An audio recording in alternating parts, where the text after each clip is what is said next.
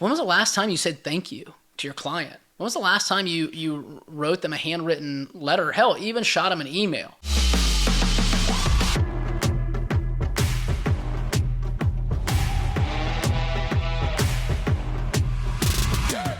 Today we want to talk about once you're in the door, you banged it down, you're in, but once you're in the door, how do you differentiate yourself in a crowded market from a client perspective? Yeah, I think, especially in this market, clients are like gold, and making sure that we're servicing them and giving them the best experience possible, I think is paramount. The first thing has to boil down to trust, right? They have to trust us to continue to run these shipments, do what we said we were going to do. For specific prices, for contract rates, or however the client sees it. The second thing is being reliable, making sure that we're picking up on time, delivering on time, communicating any issues, making sure that we're addressing any challenges that we might have at like a shipper or a receiver. Those are some of the basics that I feel like a lot of people overlook.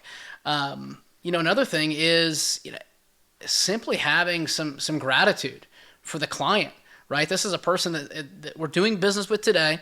We are actively billing them, and they're bringing, revenue into our company. I think sometimes they don't have a lot of gratitude for the clients that they have today.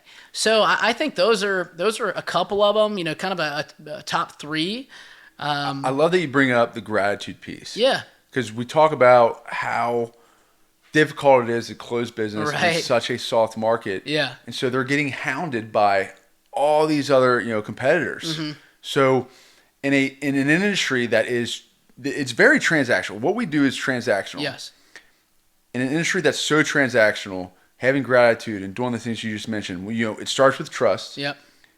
You do that, you build that by being consistently reliable Mm-hmm. and like executing on what the client needs. But gratitude's one I didn't really expect. Yeah. And I love that.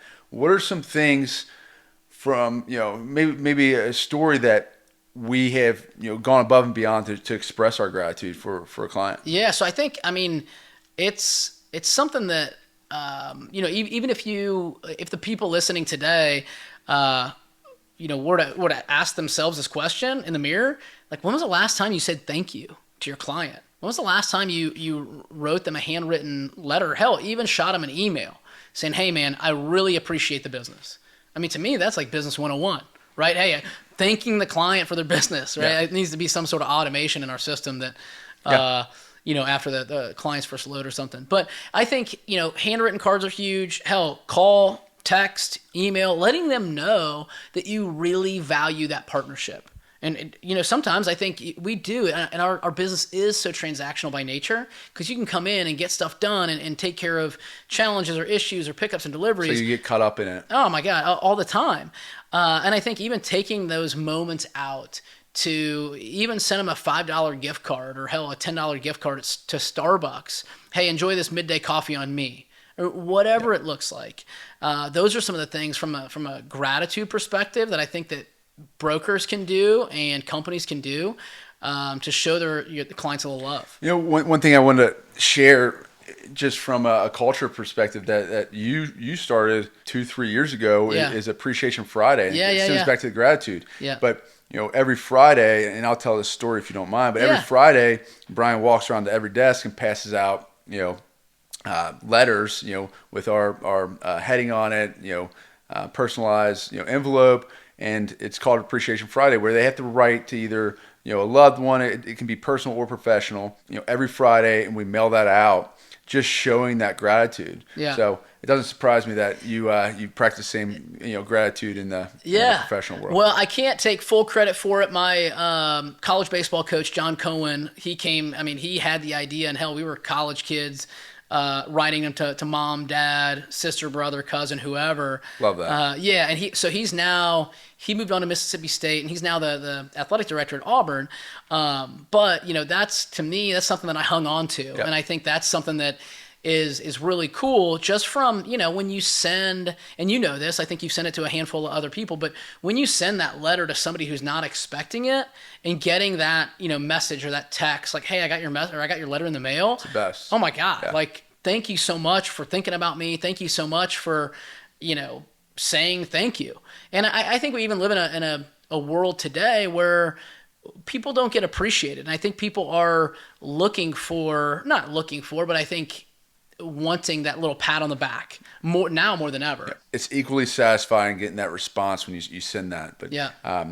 so you mentioned a few. What are some other things, other characteristics, things you can do to differentiate yourself? Yeah, and this is probably, to me, the coolest part about the business, and this is what I love the most, is the relationship side of it. Actually building a true relationship with your clients, being able to take them out to a game or see them in their hometown or taking a tour of their facility.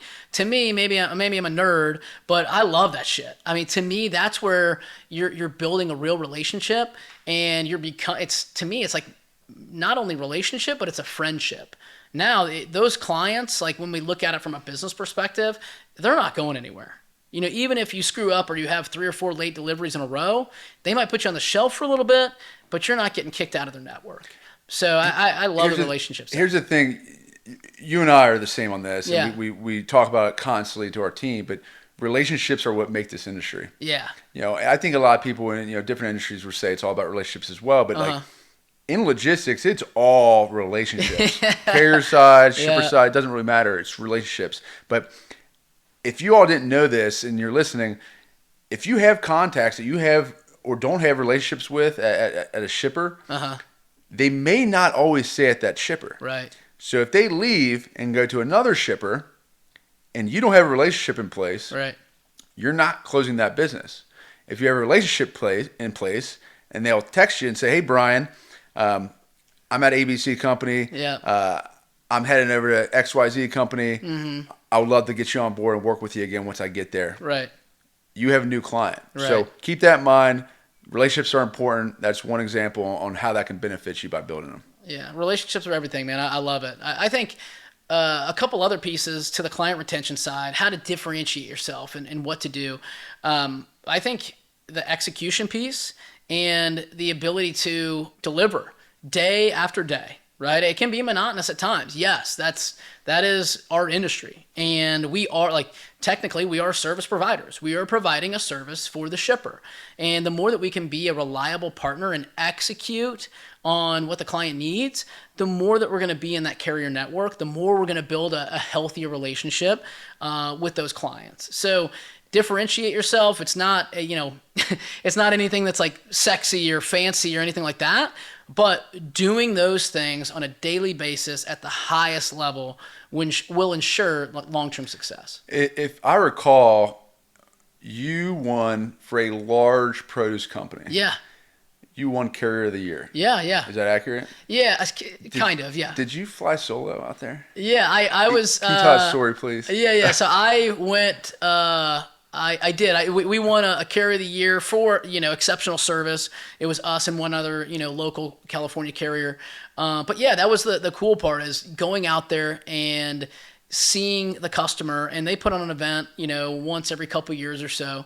But yeah, seeing that client, being able to I think the cool part about it is not the recognition, and that's not what we're after, but even the gratitude from the client perspective, showing their carrier some love and saying, hey, we really appreciate you. And it's like, oh, the night and weekend phone calls and the diligent manner that, you've been servicing this client for the past 24 months. Oh, you recognize that. That's pretty cool, right? Like that feels good. I think it feels good to anybody. So if you're listening, I hope you found some value in that. On next episode, we're going to talk about the cost of cutting corners in logistics.